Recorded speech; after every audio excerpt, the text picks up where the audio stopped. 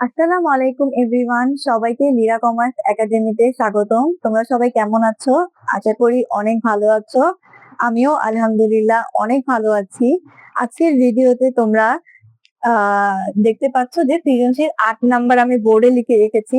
আমরা হচ্ছে আজকে সৃজনশীল ৮টার টোটাল সলিউশনটা এই ভিডিওতে করে দেখাবো তোমাদের, এবং সবাইকে রিকোয়েস্ট করব আমার ভিডিওটি না টেনে তোমরা ফুল ভিডিওটি দেখো, কারণ ফুল ভিডিওটা দেখতে পারলে অঙ্কটা তোমরা বুঝতে পারবে। যেহেতু আমি আমার পড়ানোর স্টাইল হচ্ছে আমি ফার্স্টে অঙ্কটা কোন এন্ট্রি কোথায় যাবে, কোন ক্যালকুলেশনটা কিভাবে হয় সেটা আগেই বুঝায় ফেলি। তাই যদি তোমরা সবাই টেনে মেন অঙ্কে যাও তাহলে দেখা যাবে অনেক কিছু স্কিপ হয়ে যাবে, তোমরা বুঝতে পারবে না। তাই কাইন্ডলি তোমরা কষ্ট করে ফুল ভিডিওটা দেখবে, এবং আশা করি আমার অঙ্ক বুঝতে তোমাদের জন্য অনেক সুবিধা হবে। এখন চলো দেরি না করে শুরু করা যাক। এসএসসি ব্যাচ 2027-এর বইয়ের পেজ নাম্বার হচ্ছে 177। তো চলো, শতাব্দী ব্রাদার্স এর 2017 সালের 30 জুন তারিখে রাওয়া মিল ও অন্যান্য তথ্য নিম্নরূপ। তাহলে আমরা কিন্তু আমাদের ফার্স্টে আমরা হিসাবকাল দিয়ে টাইটেলটা লিখে নেই। অঙ্কের আমাদের হিসাবকালটা দেখো, হিসাবকালটা শুরু হয়েছে তোমার, যেহেতু এখানে 17 সালের 30 জুন, তার মানে জুলাই 1, 2016 থেকে নিয়ে জুন 30, 2017 পর্যন্ত হচ্ছে আমাদের এই অঙ্কের হিসাবকাল। ঠিক আছে, 1 বছরের আমাদের এই অঙ্কের হিসাবকাল হচ্ছে এটা। ওকে, তার মানে তোমরা হিসাব করে দেখো, July, August, September, October, November, December, January, February, March, April, May, June, 12। তার মানে আমরা আমাদের 12 মাসের 1 বছরের যে হিসাবকালটা সেটা কিন্তু পেয়ে গেলাম। এরকম টাইপের যখন বছরের মাঝামাঝিতে এরকম ডেট দেওয়া থাকবে তখন তোমরা কাইন্ডলি এভাবে করে জিনিসটা একটু নোট রাখবে। আর প্রশ্নে কিন্তু দাগানো যাবে না, বোর্ডের প্রশ্নে, কারণ বোর্ডের প্রশ্নে যদি তোমরা দাগাও তাহলে কিন্তু মানে যে এক্সামিনার থাকবে তোমাদের হলে, উনি কিন্তু চাইলে তোমার খাতাটা কিন্তু এক্সপেল করে দিতে পারে। তাই সব সময় দরকার হলে পেজ, পিছনের যে পেজ, খাতার পিছনের পেজ গুলা 2-3টা এক্সট্রা রেখে দিবা, ওখানে তোমরা কিন্তু চাইলে কি নোট রাখবা, পেন্সিল দিয়ে লিখবা, এই করে লিখবা। পেন্সিল দিয়ে লিখে রাখলেও কোনো সমস্যা নাই, ঠিক আছে, মুছলেও হবে না মুছলেও হবে, কিন্তু তুমি হিসাবটা তোমার খাতাই করবে, যা দাগাদাগি করার সব খাতায় করবে, প্রশ্নে কোনো দাগাদাগি করতে পারবে না তোমরা। ঠিক আছে, তাহলে দেখো আমরা ফার্স্টে রাও মিলে চলে যাই। রাও মিলের কোন এন্ট্রি কোথায় বসবে এটা আগে দেখি। আর আমরা সবাই জানি রাও মিলের এন্ট্রি একবার যায়, সমন্বয় এন্ট্রি দুইবার যায়। তাহলে দেখো এখানে উত্তোলন ও মূলধন, দ্যাট মিনস এই উত্তোলন আর মূলধন সরাসরি মালিকানা তত্ত্ব বিবরণী থেকে চলে যাবে। ঠিক আছে, তারপর দেখো নগদ তহবিল।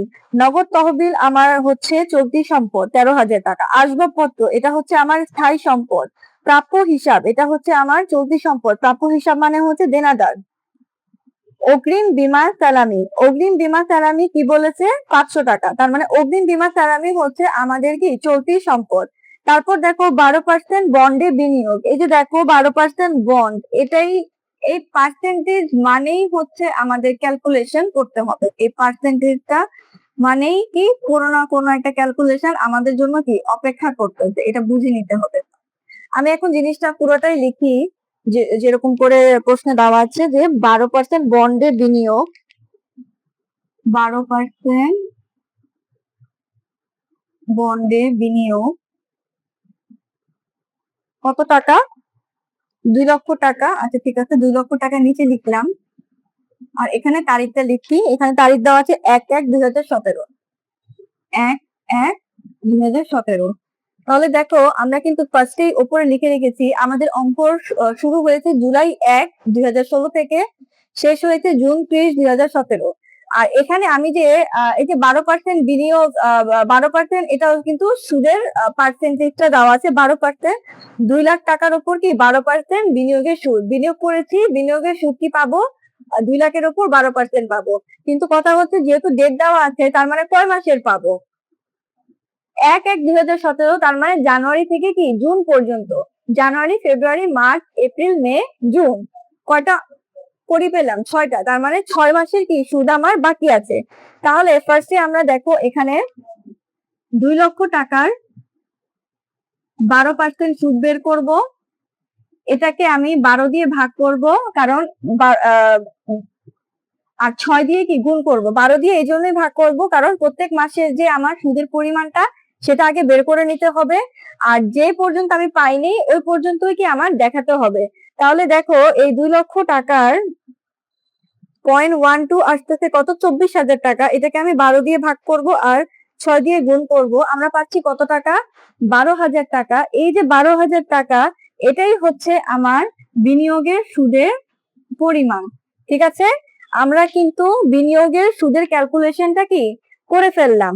ঠিক আছে, বিনিয়োগের সুদ আমরা জানি, এই যে বিনিয়োগটা হচ্ছে আমাদের কি দীর্ঘমেয়াদী বিনিয়োগের পোর্শনে যাবে, তো 2 লাখ টাকা চলে যাবে। আর বিনিয়োগের সুদটা হচ্ছে আমার চলতি সম্পদ, কারণ এই বিনিয়োগের সুদটা কি আমরা চলতি সম্পদ, তার এটা মাসে মাসে পাচ্ছি, তাই জিনিসটা আমার চলতি সম্পদ। আর অবশ্যই এই যে বিনিয়োগের সুদ, এটা কিন্তু আমার বিশদ আয় বিবরণীতে অপরিচালন আয়ের পোর্শনে যাবে। ঠিক আছে, তারপর দেখো ব্যাংক জমাতিরিক্ত উত্তোলন, এটা হচ্ছে আমাদের চলতি দায়। ঠিক আছে, ব্যাংক জমাতিরিক্ত উত্তোলনটা হচ্ছে আমাদের চলতি দায়। তারপর দেখো অতিরিক্ত মূলধন, অতিরিক্ত মূলধন দেখো কত টাকা বলতে, 20,000 টাকা। দেখো আমাদের যেহেতু অঙ্ক এক বছরের শুরু হয়েছিল জুলাই 1, 2016 থেকে, আমি আবার বছরের মাঝখানে, তার মানে জানুয়ারি মাসে আমি আবার অতিরিক্ত মূলধন হিসেবে কি আমার কোম্পানিতে 20,000 টাকা কি এনেছি। তার মানে এই 20,000 টাকাটা আমার মূলধনের সাথে কি মালিকানা সত্ত্ব বিবরণীতে যোগ অতিরিক্ত মূলধন হিসেবে কি দেখাতে হবে। ঠিক আছে, তারপর দেখো বিলম্বিত বিজ্ঞাপন, এটা হচ্ছে একটা অলিক সম্পদ। বিলম্বিত বিজ্ঞাপন, বিলম্বিত বিজ্ঞাপন আমরা হচ্ছে অলিক সম্পদ হিসেবে আর্থিক অবস্থা বিবরণীতে কি দেখাবো। ঠিক আছে, তারপর দেখো আয়কর, ইনকাম ট্যাক্স, ইনকাম ট্যাক্সটা আমাদের অবশ্যই মালিকানা সত্ত্ব বিবরণী থেকে বাদ যাবে। বকেয়া বেতন, এটা হচ্ছে আমাদের চলতি দায়, এটা আর্থিক অবস্থা বিবরণী চলতি দায় পোর্শনে যাবে। তারপর দেখো সাধারণ সঞ্চিতি, সাধারণ সঞ্চিতিটা হচ্ছে আমাদের মালিকানা সত্ত্ব বিবরণীতে কি যোগ হয়। যন্ত্রপাতি হচ্ছে আমাদের স্থায়ী সম্পদ। ঠিক আছে, এটা হচ্ছে আর্থিক অবস্থা বিবরণী স্থায়ী সম্পদের পোর্শনে যাবে। ওকে, আমরা কিন্তু সবাই জানতে পারলাম যে আমাদের মিলের কোন মানে সবগুলো এন্ট্রি কোথায় যাবে, এটা আমরা এখনই দেখে ফেললাম। এখন আমরা যাব সমন্বয় গুলোতে। দেখো সমাপনী মজুত পণ্যের মূল্য 30,500 টাকা, তাহলে এই সমাপনী মজুত পণ্য একবার যাবে বিক্রয় দায় বিবরণীর কি বিক্রিত পণ্যের ব্যয় থেকে আমরা বাদ দিই, আর এবার হচ্ছে আমার চলতি সম্পদে যাবে। তারপর দেখো ব্যবসায় হতে মালিকের ব্যক্তিগত জীবন বীমা প্রিমিয়াম বাবদ 5,000 টাকা প্রদান যা হিসাবভুক্ত হয়নি। ওকে, তার মানে তোমার বিজনেসে যে ক্যাশ মানে যে নগদ টাকাটা ছিল, সেই নগদ টাকা থেকে কি করা হয়েছে, তুমি তোমার জীবন বীমার জন্য মানে লাইফ ইন্স্যুরেন্সের জন্য 5,000 টাকা দিয়েছো, কিন্তু এটা কিন্তু তুমি হিসাবভুক্ত করো নাই। তার মানে এই যে দেখো নগদ তহবিল 13,000 টাকা, আমি ক্যালকুলেশন 3 লিখে একটু পড়ি, এটা ক্যালকুলেশন 3।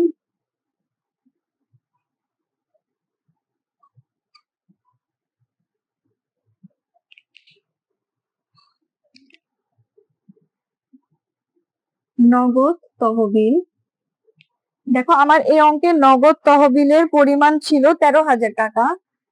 এই যে 13,000 টাকা আমি লিখলাম। এখান থেকে আমার কি বললো যে ব্যক্তিগত প্রয়োজনে 5,000 টাকা দিয়েছে, আমি কেন বাদ দিয়ে দিচ্ছি, বাদ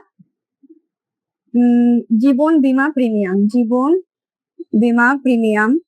মানে এত বড় কথা লিখার দরকার নেই, একটু শর্টে লিখে ফেললাম, কারণ ব্যক্তিগত প্রয়োজনে জীবন বীমা প্রিমিয়াম এটা এত বড় লেখার দরকার নেই, ছোট করে লিখলাম। কত টাকা বলেছে, 5,000 টাকা। এই যে 5,000 টাকা আমরা কি বাদ দিব, তাহলে দেখো 13,000 থেকে যদি 5,000 আমি বাদ দিয়ে দেই, তাহলে আমার কাছে থাকছে কত টাকা, 8,000 টাকা। তার মানে এই পর্যন্ত হচ্ছে আমার নগদ তহবিলের পরিমাণ দাঁড়াবে কত টাকা, 8,000 টাকা। এখন একটা জিনিস দেখো, এই যে জীবন বীমা প্রিমিয়াম 5,000 টাকা, এটা কিন্তু একবার যাবে হচ্ছে মালিকানা সত্ত্ব বিবরণীতে, আর আরেকবার এই জীবন বীমা প্রিমিয়ামের টাকা যেহেতু নগদ তহবিলে অন্তর্ভুক্ত, তাই নগদ তহবিল আমরা জানি চলতি সম্পদ, তাই এই পোর্শনটা আবার চলতি সম্পদে কি চলে যাবে। ঠিক আছে, তারপর দেখো 2টি 1,000 টাকার নোট সম্পূর্ণ নষ্ট হয়ে গিয়েছে যা হিসাবভুক্ত হয়নি। ওকে, এটাকে আমি ক্যালকুলেশন 3 দিয়েও লিখতে পারি। আচ্ছা, 2টি 1,000 টাকার নোট, 1,000 গুণ 2 সমান সমান কত হয়, 2,000 টাকা হয় না। তার মানে এই 2,000 টাকাটা কি আমার বলেছে টোটাল কি হয়ে গেছে, নষ্ট হয়ে গেছে। তার মানে এই টাকাটা কি আমার অবশ্যই নগদ টাকা থেকে কি 2000 টাকা কি আরো কি কমে গেল আমার। তাই এখানে আমার আবার দেখাতে হবে যে বাদ 1000 করে 2000 টাকার নোট নষ্ট হয়ে গিয়েছে। তাই এই 2000 টাকাটা আমার আবারও এখানে কি নগদ তহবিলের থেকে কি বাদ দেখাতে হবে। তাহলে আমার নগদ তহবিলের পরিমাণ দেখাচ্ছে কত টাকা, দেখো তো 6000 টাকা। দেখেছো? তাহলে আমরা নগদ তহবিল থেকে কি যেটা আমাদের হিসাবভুক্ত হয়েছে সেটাও বাদ দিয়ে দেখালাম, আর যে টাকাটা নষ্ট হয়ে গেছে সেটাও বাদ দিলাম। তার মানে আমার নিট নগদ তহবিল দাঁড়ালো এই যে 6000 টাকা। এই টোটাল পোর্শনটাই কিন্তু আমরা চলতি সম্পদে দেখাবো, আর্থিক অবস্থা বিবরণী। আর এই যে নষ্ট হয়ে গিয়েছে 2000 টাকা, এই 2000 টাকাটা আমরা বিশদ আয় বিবরণীর কি বিবিধ অপরিচালন ব্যয় পোর্শনে কি বিবিধ ক্ষতি হিসেবে দেখায় দিব। তাহলে দেখো আমরা এতটুকু পর্যন্ত বুঝতে পারলাম। তারপরে বলো বিনিয়োগের সুদ অনাদায়ী রয়েছে। দেখো আমরা অলরেডি বিনিয়োগের সুদের যে ক্যালকুলেশনটা এটা আগেই করে রেখেছি, অনাদায় রয়েছে মানে এই টাকাটা কি আদায় হয় নাই, কারণ 6 মাসের টাকা আমরা পাইনি, আমরা অলরেডি জানি কত টাকা 12,000 টাকা। তো এটা আমাদের অলরেডি হয়ে গেছে বুঝা। এখন আমরা চলে যাব সরাসরি ক নাম্বার অঙ্কে।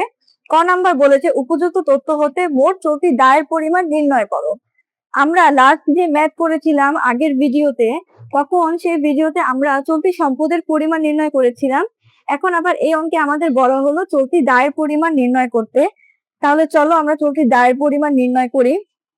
ক নাম্বার দিয়ে আমি লিখেছি উপযুক্ত তথ্য হতে মোট চলতি দায়ের পরিমাণ কি নিচে নির্ণয় করা হলো। ফার্স্টে লিখবো আমার হিসাব অনুযায়ী ব্যাংক জমাতিরিক্ত উত্তোলন।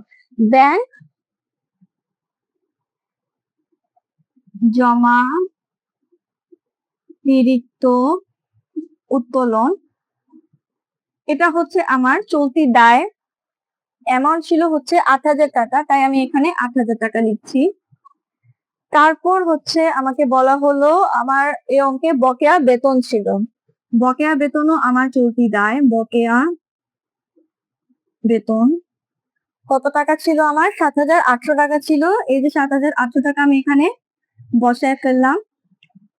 এখন এই দুইটা আমরা কি যোগ করব, 8000 আর 7800 যোগ করে আমরা পেলাম 15800 টাকা। এই যে 15800 টাকা, এটাই হচ্ছে আমাদের মোট চলতি দায়। মোট চলতি দায় দিয়ে আমরা এই বক্সটাকে ক্লোজ করে দিলাম। ঠিক আছে, এভাবে করে আমরা খুব সহজেই ক নাম্বারটা কিন্তু সলিউশন করে ফেললাম।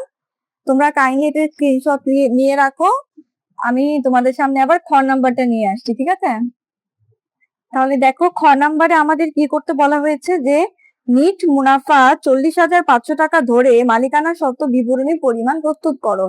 অনেকগুলো অঙ্কর পর আমরা কি মালিকানা সত্ত্ব বিবরণীর একটা অঙ্ক পেলাম। তাহলে চলো আমরা মালিকানা সত্ত্ব বিবরণীর অঙ্কটা কি কমপ্লিট করি।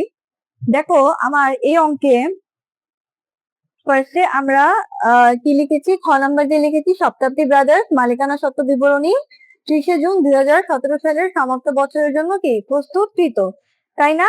তাহলে আমরা ফার্স্টে লিখে নিই, চলো মূলধন দিয়ে স্টার্ট করি। আমাদের অঙ্কে মূলধনের পরিমাণ কত টাকা ছিল, 2,20,000 টাকা। ঠিক আছে, মূলধন 2,20,000 টাকা। এখন আমরা যোগগুলো আগে দেখায় দিই অঙ্কে। ঠিক আছে, মূলধনের সাথে আমার যোগ হবে অতিরিক্ত মূলধন, যেটা আমরা বছরের মাঝখানে কি অতিরিক্ত মূলধন কোম্পানিতে নিয়ে আসছিলাম। অতিরিক্ত মূলধনের অ্যামাউন্ট ছিল 20,000 টাকা। আমি এই 20,000 টাকাটা কি মূলধনের সাথে এখন যোগ করে দেখাবো। ঠিক আছে, 2,20,000 আর 20,000 যোগ করলে আমরা পাচ্ছি 2,40,000 টাকা। তারপর দেখো আমাদের এই অঙ্কে নিট মুনাফা বলে দেওয়া হয়েছিল, তাই যোগ নিট মুনাফা। নিট মুনাফা আমাদের কত বলা ছিল, 40,500 টাকা। তাই এই যে 40,500 টাকা, এটাকে কি আমরা যোগ করে দেখাবো। 2,40,000 আর 40,500 যোগ করলে আমরা পাচ্ছি 2,80,500। এটা আমরা আউটার কলামে নিয়ে গেলাম। এখন আমরা এখান থেকে বাদ দিব, ঠিক আছে? বাদ বাদ কি কি যাবে? বাদ যাবে হচ্ছে আমাদের উত্তোলনের বাদ যাবে। সেটা ছিল আমরা উত্তোলনটা নিচে লিখলাম, ঠিক আছে? ব্র্যাকেটে নগদ দিলাম, কারণ নগদ টাকা উত্তোলন করেছিলাম কত টাকা? 2,000 টাকা দেওয়া, এটা রাওয়া মিলে দেওয়া ছিল উত্তোলন। তারপর আমি আয়কর দিয়েছিলাম, মানে ইনকাম ট্যাক্স, এটাও আমার রাওয়া মিলে দেওয়া ছিল সরাসরি। ইনকাম ট্যাক্স দেওয়া ছিল 1,500 টাকা, এই তো 1,500 টাকা লিখলাম। তারপর আমি জীবন বীমা প্রিমিয়াম, জীবন বীমা প্রিমিয়াম, লাইফ ইন্স্যুরেন্স দিয়েছিলাম আমি কত টাকা? 5,000 টাকা দিয়েছিলাম। তাহলে এই যে তিনটা আইটেম, এই তিনটা আইটেম কি আমার বাদ যাবে, তাই না? এই তিনটা আইটেম আমার বাদ যাবে। যোগ করলে কত হয় দেখো তো? 2,000, 3,500 আর হচ্ছে 5,000, যোগ করে হচ্ছে আমার 8,500 টাকা। 8,500 টাকা এটা বাদ যাবে, ঠিক আছে? আচ্ছা, আমরা এটা একটু ভুলবশত এই পাশে লিখে ফেলছি। আমরা এক কাজ করি, এটাকে অ্যামাউন্টটাকে আমরা এটা নিচেই লিখি, 2,80,500। এখান থেকে আমরা আবার এটা বাদ দিয়ে আউটার কলামে দিই। কত হয়? 2,80,500 কে আমি যদি 8,500 দিয়ে বাদ দিই, আমি পাচ্ছি 2,72,000 টাকা, ঠিক আছে? এখানে আমি এখন লিখবো 2,72,000 টাকা। এখান থেকে এখন আমাদের আরেকটা আইটেম থাকে, সেটা হচ্ছে কি?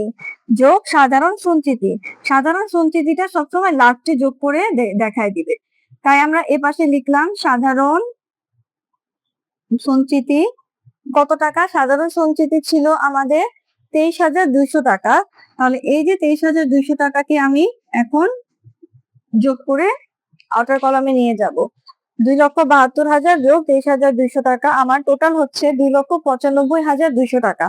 তাহলে এই যে 2,95,200 টাকা, এটাই হচ্ছে আমার মালিকানা সত্ত্বের পরিমাণ, ঠিক আছে? মালিকানা সত্ত্ব, এটাই হচ্ছে আমাদের কি? মালিকানা সত্ত্বের পরিমাণ 2,95,200 টাকা, ঠিক আছে? আশা করি আমরা এই অঙ্কটা কি বুঝতে পেরেছি। তোমরা কাইন্ডলি অঙ্কটার স্ক্রিনশট নিয়ে রাখো, আমি এটা মুছে আবার গড় নাম্বারটা নিয়ে তোমাদের সামনে আসতেছি, ঠিক আছে? ওকে, এখন দেখো আমি গড় নাম্বারটা নিয়ে আসলাম। গড় নাম্বারে বলা হয়েছে যে হিসাবকালের শেষ তারিখে আর্থিক অবস্থা বিবরণীতে মোট সম্পদের পরিমাণ নির্ণয় করো। তার মানে অঙ্কটা এখানেও ছোট করে দেওয়া হলো আমাদের। আমরা শুধুমাত্র মোট সম্পদের যে পোর্শনটা সেটাই করব, পুরো ফুল অঙ্ক করে কি অঙ্ক হিসাব মিলানোরও এখানে কোনো ঝামেলা নেই। তাহলে দেখো সপ্তাহটি ব্রাদার আর্থিক অবস্থা বিবরণী, যেহেতু ফুল অঙ্ক করবো না তাই আংশিক লিখেছি। 30শে জুন 2017 সালের সমাপ্ত বছরের জন্য কি প্রস্তুতকৃত। এখন আমি মোট সম্পদ দিয়ে আমার যে চলতি সম্পদ গুলো আছে সেগুলোকে লিখে আনবো, ঠিক আছে? তাহলে দেখো আমার চলতি সম্পদের ফার্স্টে কি ছিল? চলতি সম্পদের ফার্স্টে ছিল এই যে নগদ তহবিলের এই ক্যালকুলেশনটা, এটা আমরা দেখাবো। আমাদের ফার্স্টে ছিল নগদ তহবিল, তাই নগদ তহবিল লিখে এই ক্যালকুলেশনটাকে আমরা এখন দেখাবো।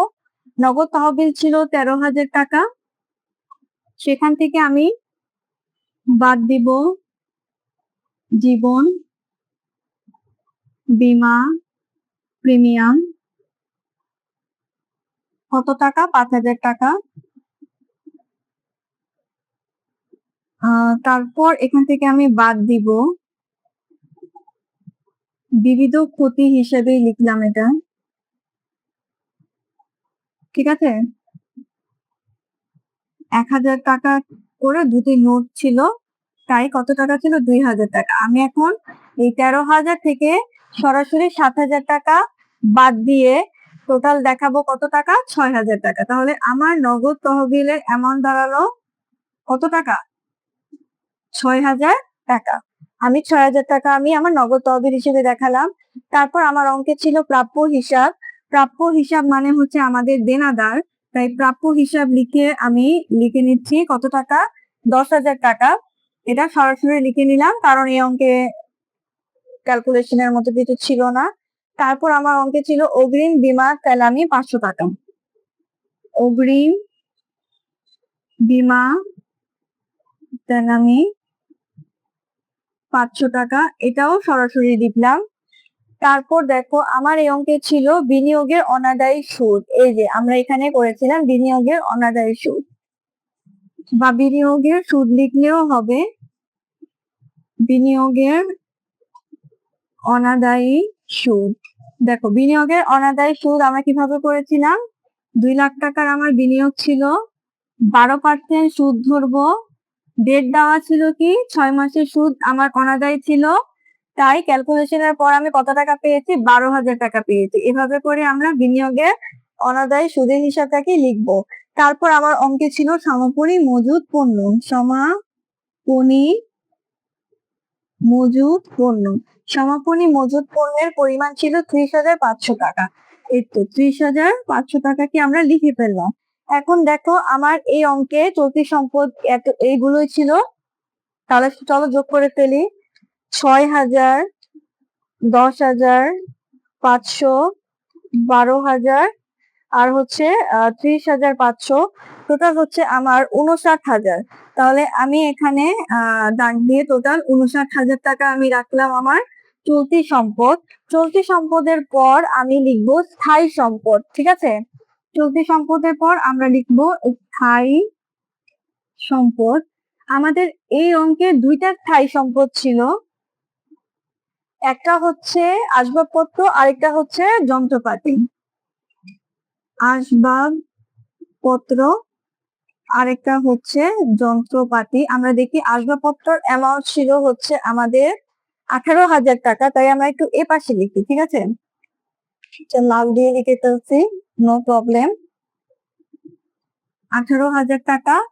আর যন্ত্রপাতির পরিমাণ ছিল 30,000 টাকা, এখানেও 30,000 টাকা লিখলাম। লিখার পর এই দুইটা আমরা যোগ করে আউটার কলামে নিয়ে যাব। 18,000 আর 30,000 যোগ করে আমরা পাচ্ছি 48,000। এই টোটাল টাকাটা আমরা নিয়ে যাব আউটার কলামে। তারপর আমি লিখব দীর্ঘমেয়াদী বিনিয়োগ, ঠিক আছে। আমার এই অঙ্কে কি ছিল, দীর্ঘমেয়াদী বিনিয়োগ ছিল, দীর্ঘমেয়াদী বিনিয়োগ। টাইটেলটা লিখতে হবে, লেখার পরে গিয়ে আমরা লিখবো যে 12% বন্ডে বিনিয়োগ, ঠিক আছে। এটাই লিখে দিব, 12% বন্ডে বিনিয়োগ। কত টাকা ছিল, 2 লাখ টাকা ছিল, সরাসরি আমরা এপাশে 2 লক্ষ টাকাকে নিয়ে আসব। তারপর আমাদের এই অঙ্কে অলিক সম্পদ নামেও একটা এন্ট্রি ছিল, তাই আমরা অলিক সম্পদ টাইটেল দিয়ে এন্ট্রিটা লিখবো। এন্ট্রিটা হচ্ছে আমাদের বিলম্বিত বিজ্ঞাপন। বিলম্বিত বিজ্ঞাপন কিন্তু আমাদের অলিক সম্পদ, বিলম্বিত বিজ্ঞাপন। এটা আমাদের সরাসরি রাও মিলে দেওয়া ছিল 4,000 টাকা, তাই আমরা এটা সরাসরি এখানে 4,000 টাকায় কি লিখে ফেলব, 4,000 টাকা। এখন দেখো আমার মোট সম্পদের জন্য চলতি সম্পদ, স্থায়ী সম্পদ, দীর্ঘমেয়াদী বিনিয়োগ, অলিক সম্পদ সবকিছুই কি আমরা নিয়ে আসছি। এখন শুধু আমাদের যোগ করার পালা। তাহলে 59,000, 48,000, 2 লক্ষ আর হচ্ছে 4,000। তাহলে আমার মোট সম্পদ হচ্ছে 3,11,000, 3,11,000 টাকা হচ্ছে আমার মোট সম্পদের পরিমাণ। তাহলে দেখো আমরা খুব সহজেই কি মোট সম্পদের পরিমাণটা কি বের করলাম, এবং এই মোট সম্পদ বের করার মাধ্যমেই আমাদের সৃজনশীল 8-এর গড় নাম্বারটার কিন্তু সলিউশন হয়ে গেল। তোমরা কাইন্ডলি একটা স্ক্রিনশট নিয়ে রাখো, এবং অঙ্ক করার সময় এই যে আমি আজকে যেভাবে ক্যালকুলেশন গুলো এভাবে করে রেখেছি, তোমরাও একটা আলাদা পেজে বা পাশে এরকম ক্যালকুলেশনটা করে রাখবে, তারপর মূল অঙ্কে যাবে। তাহলে এভাবে করে তোমরা কি ক্যালকুলেশন দেখে দেখে কি অঙ্কগুলো করতে পারবে এবং অঙ্ক করতেও তোমাদের জন্য কি সুবিধা হবে। তো আমি লীরা আজকে তোমাদের থেকে বিদায় নিয়ে নিচ্ছি। তোমরা সবাই ভালো থাকবে, সুস্থ থাকবে। আল্লাহ হাফেজ।